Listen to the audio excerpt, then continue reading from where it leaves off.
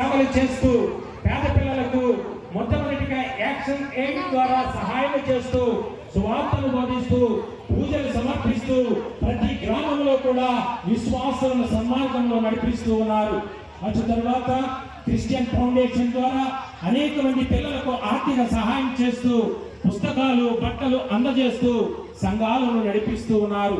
కొన్ని సంఘాలలో నూతన దేవాలయాలను నిర్మిస్తూ గంపలగూడ విచారణలో ఉన్న సంఘాలను విశ్వాస పదములో ముందుకు నడిపిస్తూ నేటి వరకు వారి సేవలు కొనసాగిస్తూ ఉన్నారు.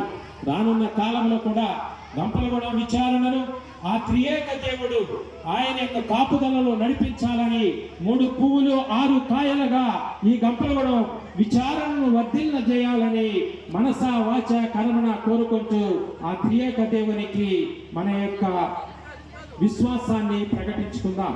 కాబట్టి ఇప్పుడు పిల్లలు బిషప్ తండ్రి గారికి మరి స్వాగత నృత్యం చేయబోతూ ఉన్నారు. మరి కాబట్టి అందరూ అక్కడ నిలబడినటువంటి వారందరూ కూడా దయచేసి ఎక్కడి వారు అక్కడ కూర్చోవాలని కోరుతూ ఉన్నాం.